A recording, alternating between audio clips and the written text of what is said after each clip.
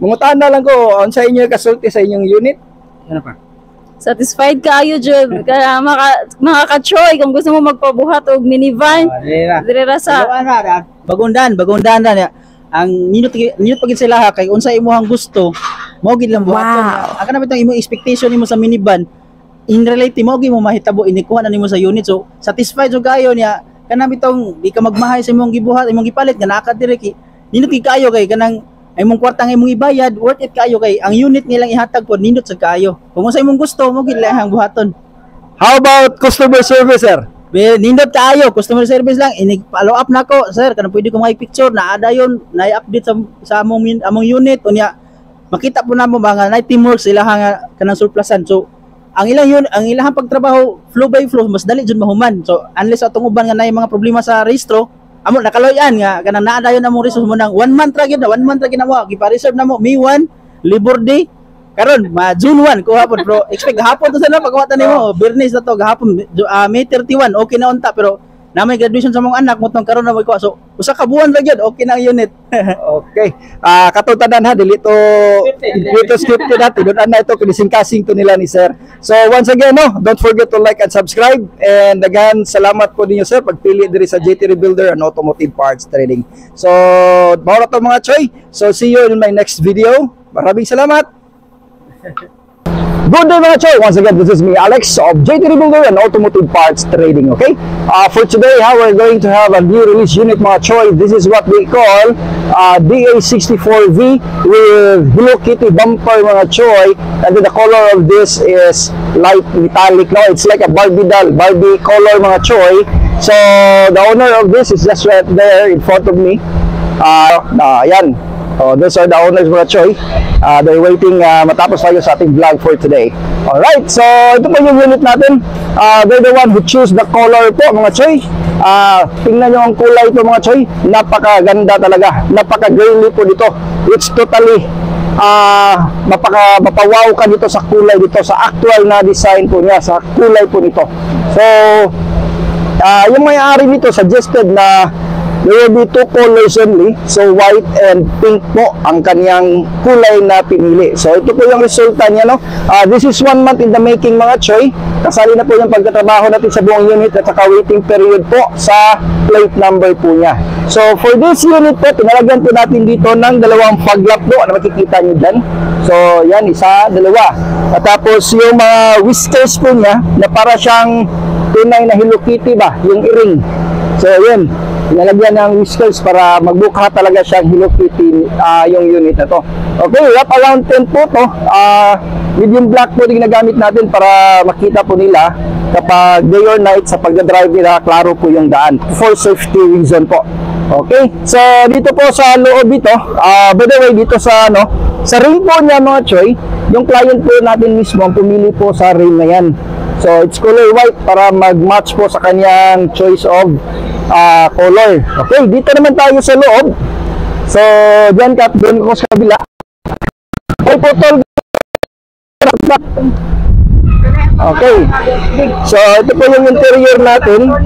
So, this is touchscreen stereo mga choy. So, touchscreen stereo po, touch mo lang yan. Okay, dinalan din lang. Nakabrigada tao, power seal ko no. So, off natin, touchscreen lang siya. So basta touch po yan, pag-adjust ng volume po, ganyan lang po. Mga anak po. Yan. So ito ay may dashcam din tayo nilagay dito na makikita natin what is there behind sa likuran po natin. Na ibadli siguro. O nagantay yan.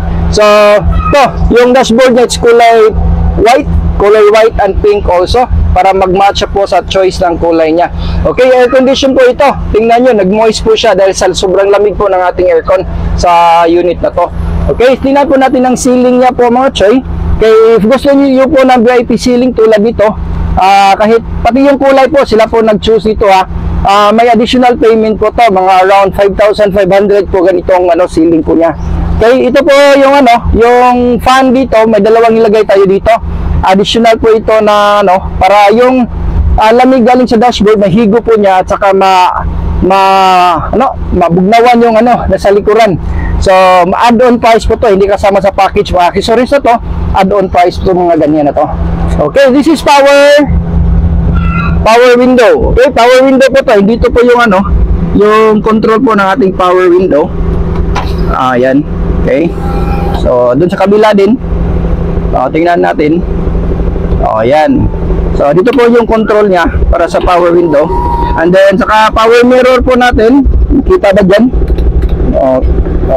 Ayan, power window. Power mirror. Ganyan po. Okay, ito po hindi mag-flip ha. Pero mag-move lang yun kasi kapag 64V, mag-move lang yung ano, mirror niya. Hindi siya mag-flip. Okay, so yan po ang concept niya. Dito rin ay captain seat. Kung makikita nyo, captain seat po design nito. Sa likuran nito, okay, captain seat po siya. To. Yan, may sandalan po siya dito sa armrest mo at saka yung sa headrest mo. Okay, comfortable po tayo kapag sumakay tayo dito kasi may headrest na po siya. Hindi yung matatapon yung uluhan mo kapag mag-brake sa likuran. So, ito. Then, ma-flip po to. Kung gusto mong may maraming bagay na sasakay, gawin nyo lang po ng ganito. Ganyan. Knockdown na po siya. Kung anong ginagawa natin dito, the same lang po ang gagawin dito. So, ibalik natin, the same way, ganyan lang po siya. Tapos, itaas mo. Yan. So, ganitong unit po, wala po tayong additional na upuan kasi gusto na may-ari na malaking compartment dito kasi may ilalagay sila dito. Okay, for business use po. Okay, ang kagandahan po dito sa unit na to, this is for business use and family use. Okay, kaya tinatawag siya na multi-cab. So, ito po yung ano, pinaka front po natin. So, makita nyo ba dyan? Napakaganda po yung ano, unit na concept dito. Sa DA64 natin V. Okay, if ever gusto nyo mapagawa dito, the price of this is 200. Yung presyo nito, by the way mga choy, this is 245,000. Okay, 245,000, ganito na po siya. Kapag papinturahan ninyo ng mga the same body, the same color sa body, may a little add-on lang po tayo para maging katulad na nito. Okay, so yun. So if ever po nagustuhan nyo yung video po natin ngayon, don't forget to like and subscribe and hit also the bell button para always po kayo updated. So before I will end this video, before I will end this video, let us turn around. Ikutin natin itong ano, yung sasakyan para makita kung gaano po siya kaganda. Okay? So, tara na. Ano? Concept ng unit po natin para makita nyo. O, yan. So, sige. Ikot ng ikot. Hantod mga lipong. Okay. Pertigo init tayo mga. Grabe ka init rong Panlawa. It's a very hot morning mga choy. It's still 9 in the morning pero sobrang init na talaga. Okay, lisod kayo i-vlog no, init kay sanan. May ikaw ang punta dito magpainit. Kaya ato ang videographer no, busy kay tuyok-tuyok niya. So, yun. And then diri sa ibabaw, butangan po nato ni siya roof rack dire. Ana roof rack, ani siya spoiler. Para nindot po siya tanahon. And then, napo to siya skirting na to sa ubos yung bagong design. So, makapawaw jud kapag ayo ani. So, ito, add-on price po to. If ever palagyan po dito, this is 5,000 po. Okay, you're going to add 5,000 if you want to have this, ano, na roof rack. So, once again, huwag nyo kalimutan ha, mag-like and subscribe para always po tayong updated. So, let's go to the owner. Puntahan natin yung may-ari ng unit dito. Huwag mong iputol, huwag putol-putol. Ato ni silang hinabi ni Tagiyan eh. Ato ni appeal sa atong vlog, upload sa atong YouTube channel mga choy. So, grabe kasingot. Init kayo. Ha? Atras ko mo. Ihangyo indan. So, mungutan na lang ko on sa inyo kasulti sa inyong unit. Ano pa? Satisfied kayo jud kaya makaka-choy kung gusto mo magpabuhat og minivan. Dire sa bagundan na ang ninot pagid sila ha kay unsa imong gusto mo gid lang buhaton ya. Aka na bitong imong expectation nimo sa minivan in reality mo gi mo mahitabo inikuha na nimo sa unit. So satisfied jud kayo niya kana bitong di ka magmahay sa imong gibuhat imong gipalit nga naka dire ki ninot ki kayo kay kanang ay mong kwartang imong ibayad, worth it kayo kay ang unit nilang ihatag po nindot sa kayo. Kung sa imong gusto mo gid lang buhaton. How about customer service, sir? Well, nindot kayo, customer service lang. Ini-follow up na ko, sir. Kanang pwede ko picture na ada yon, na-update sa among unit unya.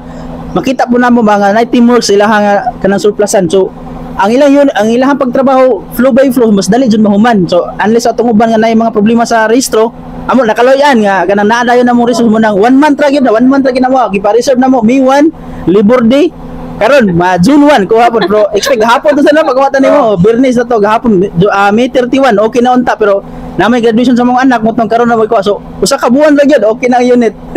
Okay. Katutanan ha, dito scripted natin. Doon na ito, kinising-kasing to nila ni Sir. So, once again, no, don't forget to like and subscribe. And again, salamat po ninyo, Sir, pagpili diri sa JT Rebuilder and Automotive Parts Trading. So, bawat to mga choy. So, see you in my next video. Maraming salamat.